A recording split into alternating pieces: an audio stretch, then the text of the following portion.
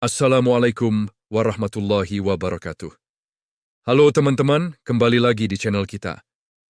Pernahkah kalian membayangkan perjalanan super cepat yang melampaui batas ruang dan waktu? Nah, hari ini kita akan mengupas salah satu mukjizat terbesar dalam sejarah Islam, yaitu Isra Miraj Nabi Muhammad SAW.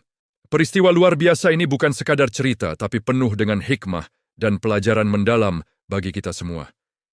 Jadi pastikan kalian tonton sampai habis ya. Peristiwa Isra Miraj terjadi pada suatu malam, tepatnya pada tanggal 27 Rajab, sekitar 1 tahun sebelum hijrahnya Nabi ke Madinah. Saat itu, Nabi Muhammad SAW sedang berada dalam tahun kesedihan, atau Amul Huzn, karena baru saja kehilangan 2 orang yang sangat dicintainya, istri tercinta, Khadijah, dan paman yang selalu melindunginya, Abu Thalib. Di tengah kesedihan yang mendalam itulah, Allah SWT menghibur dan menguatkan hati Rasulullah dengan perjalanan agung ini. Perjalanan ini terbagi menjadi 2 bagian. Yang pertama adalah Isra, yaitu perjalanan malam dari Masjidil Haram di Mekkah ke Masjidil Aqsa di Palestina.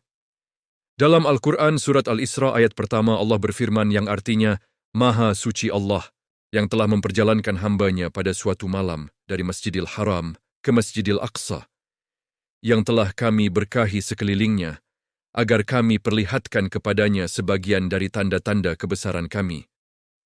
Bayangkan, perjalanan yang biasanya memakan waktu berbulan-bulan dengan unta ditempuh Nabi hanya dalam sekejap mata, yang beliau mengendarai burak, seekor tunggangan dari surga yang kecepatannya secepat kilat. Setibanya di Masjidil Aqsa, Nabi Muhammad SAW menjadi imam sholat bagi para nabi dan rasul terdahulu. Ini adalah sebuah simbol bahwa ajaran yang dibawa oleh Nabi Muhammad adalah penyempurna dari ajaran-ajaran sebelumnya. Sebuah kehormatan yang luar biasa, bukan?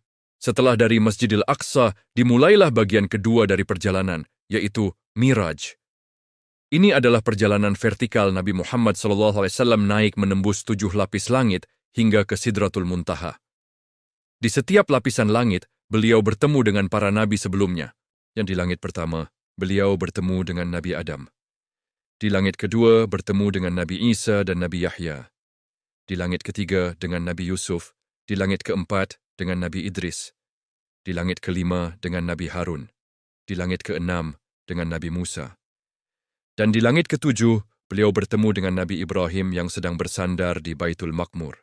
Setiap pertemuan ini penuh dengan makna dan dialog yang menguatkan hati Rasulullah. Puncak dari perjalanan Miraj adalah saat Nabi Muhammad SAW mencapai Sidratul Muntaha, sebuah tempat yang bahkan malaikat Jibril pun tidak bisa melewatinya. Di sinilah Nabi Muhammad SAW menerima perintah langsung dari Allah SWT yang paling fundamental bagi kita sebagai umat Islam, yaitu perintah salat 5 waktu. Awalnya, perintah itu adalah 50 waktu dalam sehari. Namun, atas saran dari Nabi Musa saat perjalanan turun, Rasulullah beberapa kali memohon keringanan kepada Allah hingga akhirnya menjadi 5 waktu, dengan pahala yang setara dengan 50 waktu. Masya Allah, betapa besar kasih sayang Allah kepada kita. Keesokan paginya, ketika Nabi menceritakan pengalaman luar biasa ini kepada kaum Quraisy di Mekkah, banyak yang tidak percaya dan menganggapnya gila. Namun, sahabat setianya, Abu Bakar, tanpa ragu sedikit pun langsung membenarkan cerita tersebut. Karena keyakinannya yang teguh inilah, Abu Bakar mendapat gelar Ash-Shiddiq, yang artinya orang yang membenarkan. Kisah Isra Miraj mengajarkan kita banyak hal. Tentang kebesaran Allah yang tak terbatas, tentang pentingnya salat sebagai tiang agama, dan sarana komunikasi kita dengan Sang Pencipta, serta tentang kekuatan iman di tengah keraguan. Perjalanan ini adalah bukti nyata bahwa setelah kesulitan, pasti ada kemudahan dan hikmah yang luar biasa. Semoga kisah ini bisa menambah keimanan dan kecintaan kita kepada Allah Subhanahu wa Ta'ala dan Rasulullah Muhammad SAW. Jangan lupa untuk merenungkan makna di balik peristiwa agung ini dalam kehidupan kita sehari-hari, terutama dalam menjaga salat 5 waktu.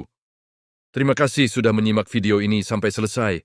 Dan jika kalian suka dengan konten seperti ini, jangan lupa untuk like, komen, dan subscribe ya. Sampai jumpa di video selanjutnya. Wassalamualaikum warahmatullahi wabarakatuh.